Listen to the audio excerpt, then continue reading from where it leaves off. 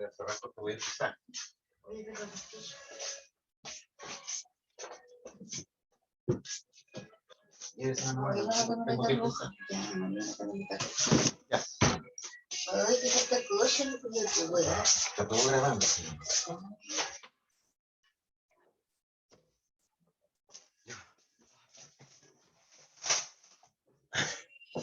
Ahora sí.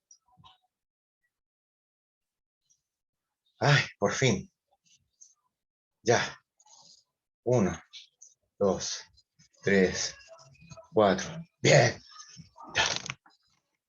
Ya. Ahora sí.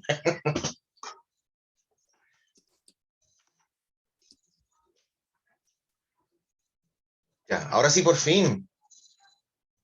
Me había... Ahí. Darío. Eniger. Leo. A ver. Ahí estamos. Camil. Pam, pam, pam. Ya. A ver. ¿Qué te pasa? Sí, oh, qué terrible. Fue cuático porque vimos como que se cayó la cámara así, quedó en la mesa y se cortó y fue como, ay, no, se murió. ¿Sabes cuál es el problema? Que de repente se corta la luz acá. Te da un pestañeo, ¿cachai? Se te corta la luz. Y a mí se me apaga el módem. Entonces me quedo sin internet, tengo que esperar hasta que este cacharro como que caliente motores. BTR. Sí, BTR. No fue eso, que se vio como que se No se cayó la cámara, rían. no sabíamos si te había caído o si te había pasado algo. Sí, sí, me caí del sillón. ¡Oh! No. Siempre el año pasado me pasó. ¿Dónde está? Que de repente estoy de lo mejor y sí como que y de la nada tienes un pestañeo y tú sabes que BTR tiene esas cajitas blancas. No sé si las ubican ustedes, ¿tienen BTR? Esas cajitas Sí, blancas, porque yo tengo estas que- adhesivas, Tengo BTR. Profe. Espere estas poco. cositas, esta cuestión. ¿Cachai? Y cuando la prendo tengo que esperar como media hora que internet vuelva. ¡Qué lata! Pero bueno, volvió. BTR. que estuvimos esperando como BTR. 20 minutos. BTR. Ay, qué lindo los chiquillos que son. Pero, ay, espérate, está Dante y Isidora. Ya. Yo estaba urgido y decía, no vayan a pensar estos cabros que me fugué, que me arranqué, que llegó la policía secreta por estar hablando cuestiones y me hicieron desaparecer. No, no, no, esas cosas no pasan. Hay niños de otros cursos que están en esta clase que ponen como la contraseña del otro profe y el ID del otro profe y llegan acá igual. Y no Classroom, sabemos cómo. cosa ¿Sí? extraña. Bueno, lo curioso es que las claves, primero, el Zoom son diferentes identidades, diferentes códigos numéricos. Y las claves, sí, las claves tienen la gracia de que son todas parecidas. Por ejemplo, ISTO 2020 o 2021, IST 20, cosas así, ¿cachai? Por eso es Entonces, raro de que igual lleguen acá poniendo el ID del otro profe. curioso. Debe ser alguna cosa confusa, digna de que la expliques al FATE, pero yo no voy a ver.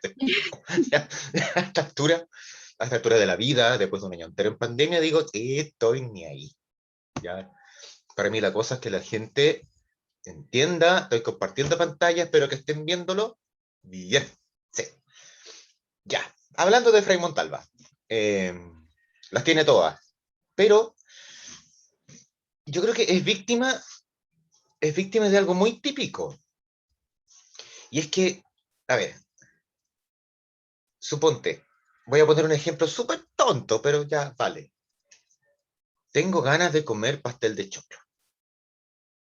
Y llevo meses queriendo comer pastel de choclo.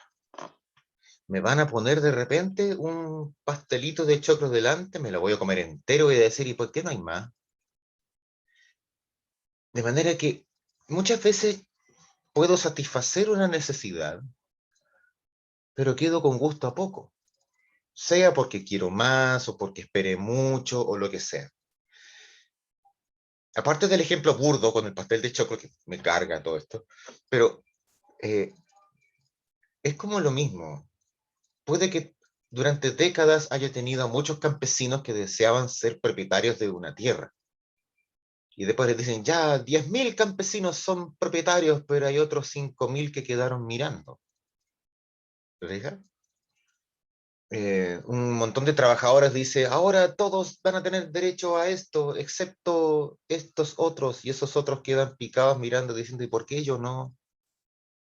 Vamos a construir 100.000 viviendas, y hay 105.000 que quieren vivienda. ¿Te fijas? O sea, siempre está la idea de hacer una reforma, pero cada vez que, fíjate bien, eso es muy típico de los procesos humanos, y lo puedes ver. Yo te hablaba de la historia de las mentalidades y de la historia cíclica. Si me voy a la Revolución Francesa, o sea, tengo el proceso, tengo gente que quiere volver atrás y gente que quiere ir más lejos todavía. El que se queda al medio es el que sufre. Ya, hicimos reformas y cambios, pero no más que esto. Pero hay gente que quiere más reformas, algo más profundo, más radical. Y por supuesto hay gente que dice no, que reaccionan, por eso le llaman reaccionario. Y dicen, no, esta cosa está mal hecha, hay que volver a lo que teníamos antes era mejor. Siempre te vas a encontrar con eso, esa dicotomía, esa división, ese conflicto en cualquier proceso. Lo puedes ver como te dije, en la Revolución Francesa, lo puedes ver en la independencia de Chile, lo puedes ver en la Primera y Segunda Guerra Mundial, lo puedes ver en cualquier parte porque es algo muy de psicología humana. Y en este caso es lo mismo. Frey hace las reformas necesarias. Pero hay gente dentro de su mismo partido que incluso se pelean con él y se dividen. Por eso aparecen cosas como el Movimiento de Acción Popular, el MAPU, aparecen cosas como la izquierda cristiana, gente que quiere ir más allá, más reformas, más profundidad en la reforma, más radicalización. Y por supuesto eso hace que mucha gente se vaya del centro hacia la izquierda. ¿Se fijan? Y al revés, hay mucha gente que dice, no, estamos yendo demasiado lejos, las reformas son mucho, estamos alterando las cosas, dejándolas embarrar, mejor volvamos atrás. Y mucha gente de la democracia cristiana se arrepintió, dejó el partido y dijo, me voy para el lado derecho. Entonces el centro político se va despoblando, en cambio la izquierda y la derecha son las que crecen, los extremos. Entonces si ya estábamos hablando de un país que está como peleado, donde no nos ponemos de acuerdo en las cosas cuando son 3/3, ahora claramente nos estamos dividiendo en dos. Y nunca es bueno dividirse en dos, porque cuando no nos ponemos de acuerdo, esto se polariza. Cuando no puede haber diálogo para resolver un problema, generalmente la gente que está picada y quiere salirse con la suya recurre a otros instrumentos para salirse con la suya. Ya no va a ser quien tiene más votos o quien ganó la mayoría en el Congreso, sino que vas a buscar otros instrumentos. Vas a empezar a forzar las cosas. ¿Cómo se puede forzar? Bueno, a través de una toma, a través de un paro, a través de una acción de fuerza, a través de un hecho violento, a través de un atentado, a través de golpear las puertas de un cuartel para que den un golpe de Estado. Quieres forzar. Es como dos personas que conversan y nunca se ponen de acuerdo. Al final de cuentas terminan agarrándose chachazo. ¿Para qué? No sé. Porque en el fondo aquí la discusión es quién tiene razón. La importancia de eso estará determinada por, yo creo que el manejo de la economía. ¿Ya? O sea, porque esto claramente no era solamente un tema de reformas estructurales, leyes para acá, leyes por allá, sino que derechamente cómo se entendía la economía. Si era una economía liberal con empresa privada, o era una economía más planificada, con mucho más rol del Estado, y eso afectaba al empresariado en Chile. Entonces, obviamente tiene que haber algún tipo de problema. Y la gente, como quería reforma, y ya con Alessandri no pasó nada, con Frey no fue suficiente, el electorado en Chile se fue para la izquierda. Entonces en el año 70 sale elegido Salvador Allende, que sí profundizó la reforma agraria, profundizó la nacionalización del cobre, porque Frey hizo la chilenización del cobre, o sea, compró acciones de las empresas. Allende nacionalizó el cobre, le dijo a los gringos, pesca tu cuestión y ándate. Obviamente se enojaron los gringos, se enojó Estados Unidos y los propietarios, las empresas privadas estadounidenses que eran dueñas de una parte de la explotación del cobre en Chile. Se hizo una serie de reformas, pero yo creo que también en este caso se les fue, como que se le arrancó muchos duendes para el cerro. Mucha gente corrió con colores propios, más todo el bloqueo y todo el boicot que se hizo desde afuera, que esa cuestión todavía nadie lo admite, no entiendo por qué. Pero bueno, ¿qué cosas se hicieron? Las llamadas grandes reformas. La reforma agraria. Expropiar terrenos agrícolas de los grandes fondos y traspasárselos al campesino, para que el campesino fuera un propietario. Mucha gente piensa, oh, esta cosa de la izquierda. Oye, esta idea de expropiar tierras de los fondos, que eran propiedad de las grandes fortunas en Chile, de las familias más ricas de Chile, tenían fondos a medio usar. El gobierno, la idea es que expropie, se los quite, les pague una compensación, pero se los quite al final de cuentas, y eso se traspase como propiedad privada de cada campesino. Se lotea, se divide en parcelas y a cada campesino le toca su pedazo de tierra. No es una idea de ningún partido de izquierda, porque esa idea de reforma agraria nace en Estados Unidos. Y era una idea propuesta para que el campesino, en vez de rebelarse y hacer guerrillas de izquierda contra el patrón, el campesino en vez se convertía en un pequeño propietario. Y ningún pequeño propietario hace revoluciones. Ese era un pensamiento gringo. Por eso Estados Unidos es el que fomenta este movimiento de reforma agraria que empezó con Alessandri muy chiquitito, lo hace Frey, lo termina Allende. Incluso te diría que el proceso se consolida definitivamente en la época de Pinochet. ¿Ya? Así de transversal es la reforma agraria, aunque quieran pintarla como algo de izquierda. No lo fue. La reforma educacional era algo muy parecido a lo que hemos visto en los últimos años, esto de igualdad, gratuidad, acceso a una educación digna, igualitaria, no sexista, en fin, una serie de postulados que hoy día se plantean, pero que están muy metidos ahí. Se trató de hacer una educación más práctica, por los 8 años de enseñanza básica, los 4 años de enseñanza media, la aparición y crecimiento de la enseñanza técnica profesional, eh, la aparición de una serie de otros organismos asesores como el CONICI, esto de el CPIP, que es para perfeccionamiento de los profesores, la JUNAEP aparece en esta época, la alimentación escolar, la doble jornada, la construcción de edificios para los liceos y colegios, o sea, una serie de reformas que se hicieron en esa época que fueron bastante buenas, incluyendo la aparición de centros de alumnos, etcétera, etcétera, etcétera. Con Frey apareció este concepto, promoción social. La idea es buscar la manera de que tú, como agente social, seas parte del cambio y parte de tu propio progreso con la participación social. Es decir, crear instancias, crear ocasiones en las cuales, y crear la oportunidad también, para que tú seas un individuo que participe, trabaje, se organice. Por ejemplo, aparecen aquí en esta época los centros de madre, aparecen las juntas de vecinos, aparecen las juntas de adelanto de los barrios. O sea, hagamos un pavimento, hagamos un área verde, juntemos plata en una cooperativa, construyamos unas casas, unos departamentos. Aparece esto de cuando más acción tiene la Corvi, la Corporación de la Vivienda. Aquí Quilpué está lleno. Aquí yo detrás del liceo vivo en estos edificios. Y hacia arriba, calle San Martín y Belloto Sur también están llenos de estos edificios que eran de la Corporación de la Vivienda. Muchos de ellos construidos a instancias de organización de los propios trabajadores. ¿Me fijas? Los empleados particulares, población en par, que se conoce, los de la Marina Mercante. O sea, organízate. Como dice ahí, la participación social mejora el funcionamiento de la sociedad, ¿ya? Y permite que tú, con tus propias herramientas, tus propias manos, y con ayuda del Estado, puedas superarte, satisfacer tus necesidades, superar tus problemas, cooperar con el otro. ¿Te fijas? O sea, la idea era crear como una especie de red social, pero no una red social de limosna en que el Estado te tira unos pesos, no, era una red social de trabajo, donde todo el mundo participa, lo que hoy día podría llamar gestión, o podría llamar autogestión, es eso, es lo mismo, pero orientado por el Estado, ¿se fijan?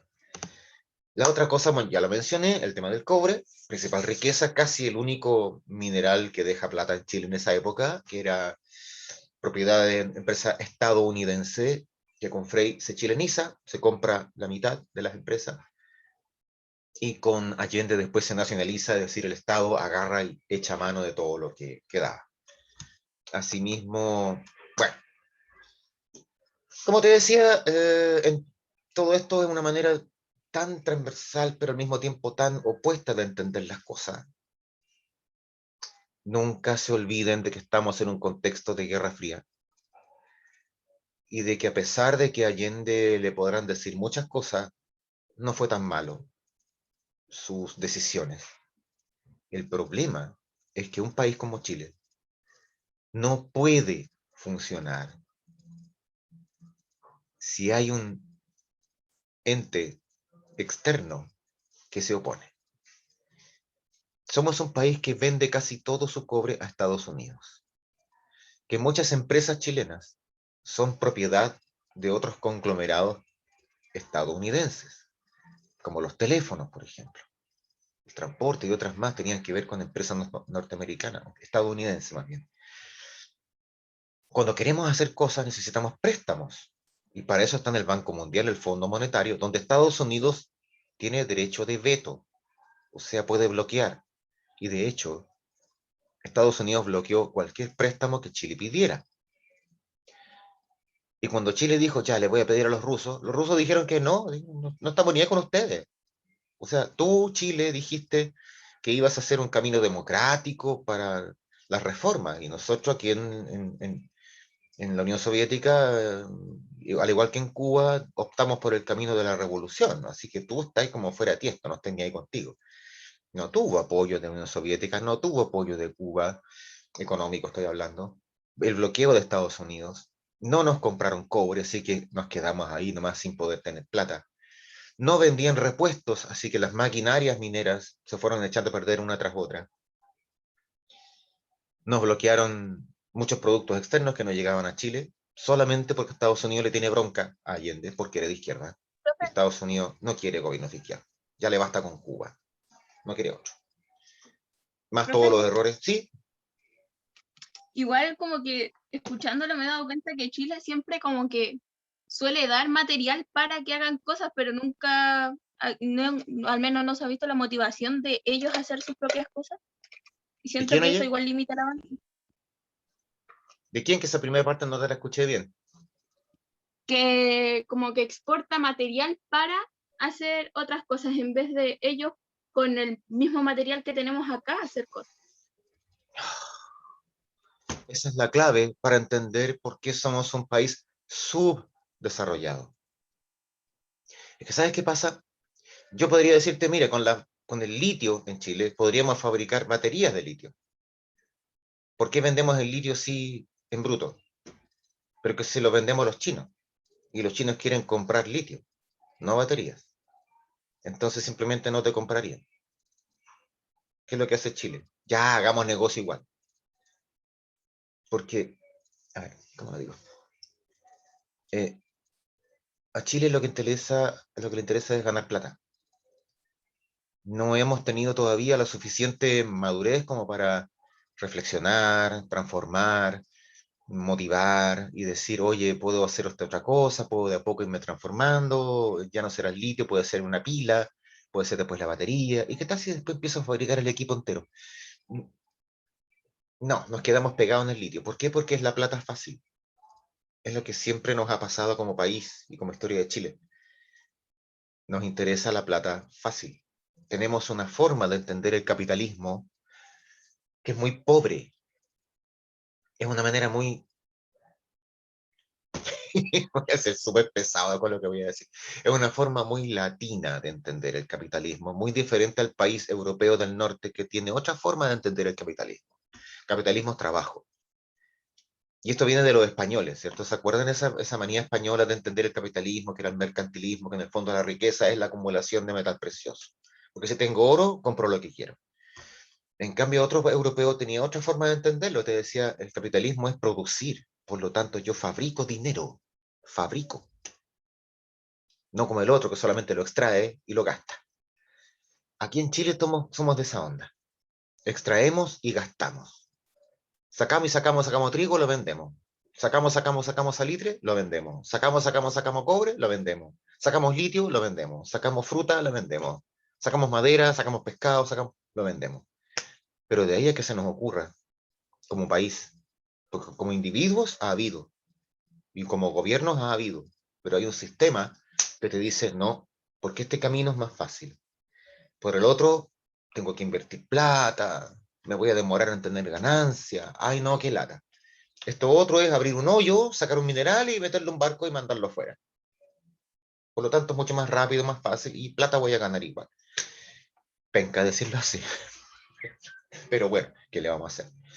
Ya. Y en el fondo esta cosa, este quiebre, este extremismo, fue el que llevó después a la polarización política, con toda la intervención de Estados Unidos, más los errores propios, y se produce el golpe del 73 y el cambio de sistema, una vuelta atrás.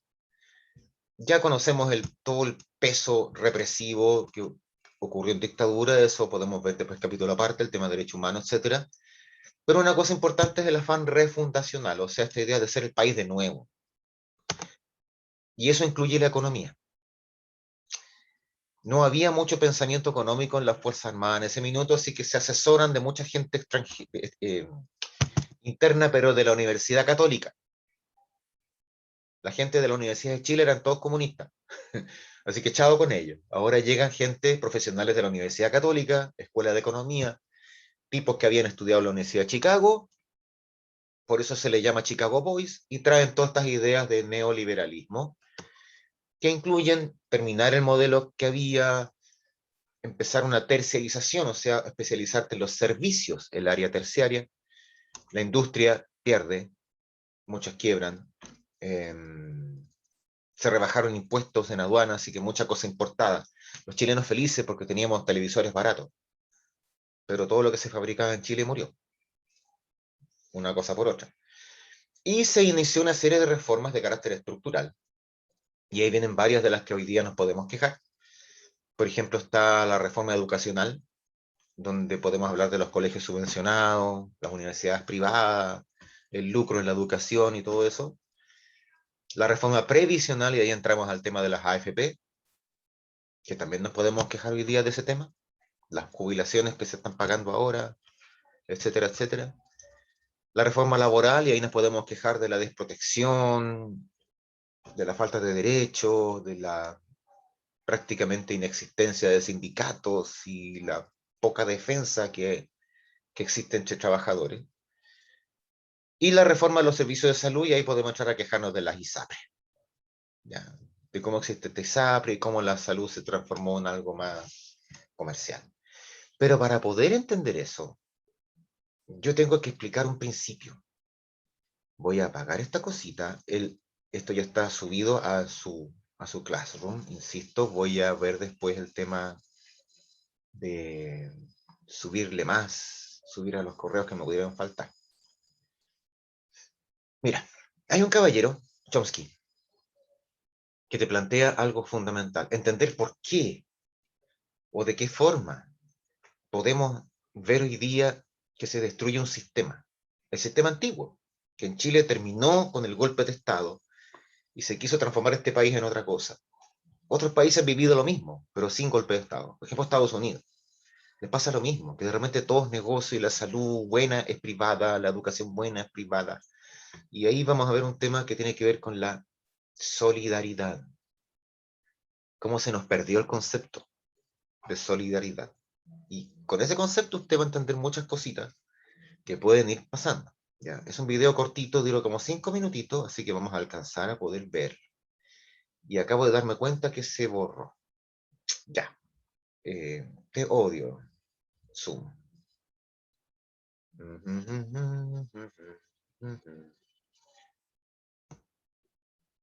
Ya. Estoy ahí. Entonces voy a, de nuevo, ojalá se pueda ver. Si no, voy a enojarme mucho. Otra vez no está. A ver.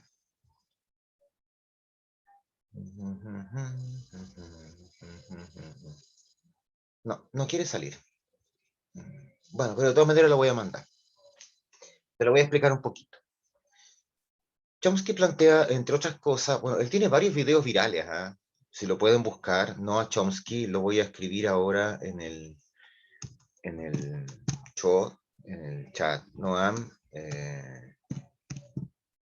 Chomsky. ¿Lo escribí bien o no? Parece que sí. No, tiene una N de más. Ahí. Mira, Noam Chomsky, búsquenlo como Chomsky simplemente. Les voy a subir el video, no se olviden. Pero es que ahora no sé por qué no lo puedo. No lo puedo. Te odio, Zoom, te odio. Plantea que existe una cosa que es el ataque sistemático que existe al concepto de solidaridad. La solidaridad es un concepto básico dentro de la sociedad humana. Es más, siempre te dicen que la sociedad no funciona si no existe solidaridad, que tiene que ver con que yo pueda expresar preocupación por el otro, más allá de mis relaciones directas, porque es obvio que me voy a preocupar de mi familia, mi pareja, mis hijos, mis padres, sino que la preocupación por el otro, solo por el hecho de ser un igual a ti ser humano, sobre todo cuando es de tu grupo, de tu nacionalidad, de tu lo que sea. Entonces, fíjate bien, ¿dónde puedes ver tú un ejemplo de solidaridad? Y esto lo aprendí una vez en la universidad, y yo dije, wow, así como que me explotó la cabeza y dije, fantástico. Era una vez que una profesora de filosofía de la educación nos decía que ciertos arqueólogos habían encontrado un caso de un hombre de Neandertal, fósil, esqueleto, todo lo demás. Y se dieron cuenta de que ese esqueleto, ese fósil, tenía una deformidad muy rara en los dientes, en la boca, lo cual implica que esa persona tuvo una enfermedad muy extraña cuando joven, porque ese tipo de enfermedad se presenta cuando eres joven. Lo curioso es que los huesos eran de una persona vieja. Y me diría, ¿cómo en la época de las cavernas una persona que no podía masticar ni comer, cuando joven, cómo fue que llegó a viejo? Porque eso tú lo puedes ver cuando analizas los huesos de un fósil. Y dijo, es simple la respuesta. Significa que en esa época primitiva, alguien masticó los alimentos por él y lo alimentó. O sea, existía ya en esa época esta cosa de la solidaridad, o más precisamente se usa la palabra empatía, ponerte en el lugar del otro, ayudar al otro.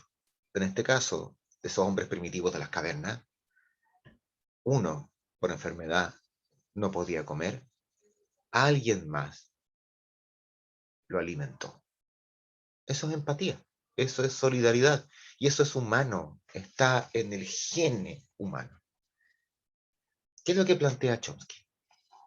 Que desde hace mucho tiempo atrás, específicamente en los años 70, lo que vemos es un constante ataque a ese concepto, a través de fomentar nuestros propios intereses. Es decir, la máxima, el credo, la oración, el mantra, en tiempos actuales es, preocúpate de ti mismo. En Estados Unidos es mucho más específico porque en general allá te cobran impuestos, son bien especiales en Estados Unidos. Te cobran un impuesto a X cosa para pagar esta otra cosa. Son súper específicos. Por ejemplo, te van a cobrar un impuesto a la benzina para arreglar los caminos. Y específicamente es para eso, no como acá que te cobran impuesto a muchas cosas y va a dar todo un gran saco y de ahí el Estado ve cómo gasta. No, allá en Estados Unidos es diferente. Entonces por eso él usa este ejemplo. Y él dice, ¿por qué no fijarse en lo que piensan las familias hoy día, que en las ciudades se pagan impuestos para mantener el sistema de educación pública? Ustedes saben que en Estados Unidos las educaciones los sistemas educativos son municipales, Ya, dependen de cada condado. Y cada condado cobra impuestos para mantener ese sistema educativo. Entonces, el pensamiento moderno es, ¿por qué tengo que pagar impuestos para mantener la educación si mis hijos ya salieron del colegio? ¿Te fijas? ¿Por qué tengo yo que estar pagando impuestos para que se eduque el cabro chico del frente? Que lo pague su papá. Entonces, hay una contradicción evidente entre un pensamiento solidario, que es natural al ser humano, de un pensamiento individualista, que es lo que quiere imponerte el sistema. Igual cosa puedes pensar tú a nivel de la salud. ¿Y por qué yo tengo que estar pagando la enfermedad de otro? Mira ese otro que se la pasa tomando y tiene cirrosis, a mí que me importa su trasplante de hígado, ¿por qué tiene que pagar yo con mis impuestos un sistema público de salud que vea el trasplante de hígado del borracho ese? ¿Me fijas? De alguna manera, siempre se encuentra la justificación para romper ese concepto de solidaridad. Y todo tiene que ver con un interés económico. Mira, parezco Salfate hablando de estas cuestiones, pero sí. Cuando yo ataco la solidaridad, hago muy difícil que después cualquier sistema se sostenga, porque la gente ya no es solidaria. Yo no voy a querer pagar impuestos de educación si ya no la uso. Voy a decirte, mira, es lo mismo que en un edificio de departamento. El que vive en el primer piso siempre alega, ¿y por qué tengo que pagar yo la mantención del ascensor si vivo en el primer piso? ¿Te fijas que es individual? Puede sonar justo, pero es un pensamiento súper individualista. Lo que a mí me interesa, lo que yo hago, lo que yo pago. ¿Te fijas? Entonces, ¿qué ocurre acá? Cuando yo, de alguna manera, corto los recursos para X servicio, voy provocando que ese servicio se ponga malo. Eso se llama desfinanciamiento. Desfinanciamiento. Le quito el financiamiento a un servicio. Ese servicio se vuelve malo.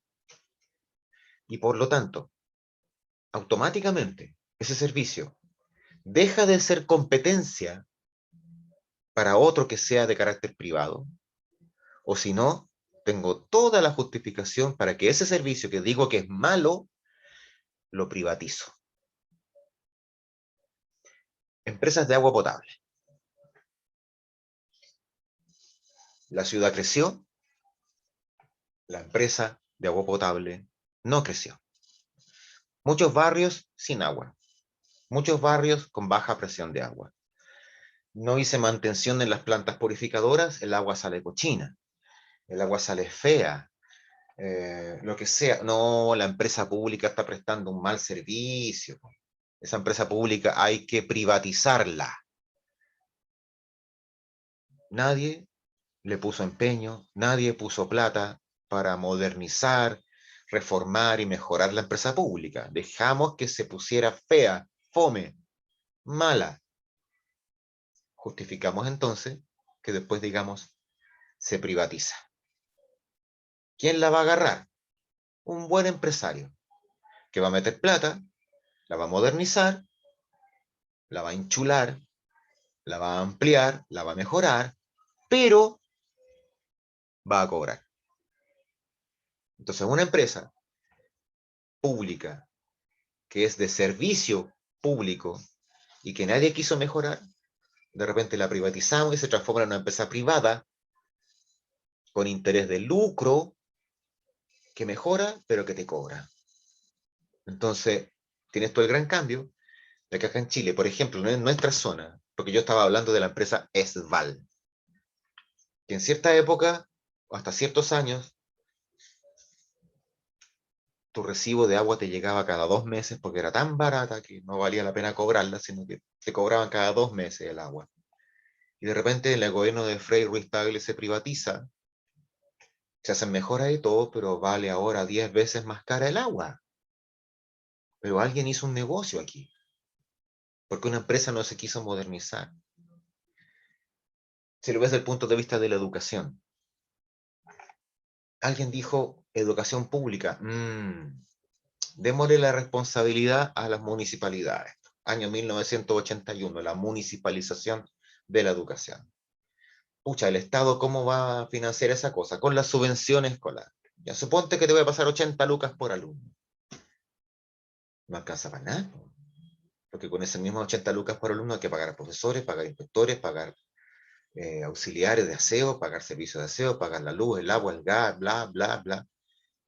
Y la modernización, y si hay que comprar un televisor, y si hay que comprar un proyector de diapositivas, si hay que comprar libros, material para un laboratorio, no hay plata. Si se rompe un vidrio, se quema una ampolleta, no hay plata. Resultado, la educación pública se pone fea, mala. Pero al mismo tiempo dije, en la educación también pueden estar los privados. E inventé los colegios subvencionados, donde también el Estado les va a pagar 80 lucas, pero además, el dueño de ese colegio puede cobrar más, hasta 80 lucas. Entonces ahora el cabro tiene un presupuesto de 160. Uno en la educación pública municipal tiene un presupuesto de 80. En la subvencionada tiene los 80 que pone el Estado y los 80 que le puedes cobrar al apoderado. O sea, tu presupuesto es 160, el doble. Puedes pagar. Puedes pagar el taller de teatro, que en el otro colegio no. Pagar el taller de básquetbol, que en el otro colegio no.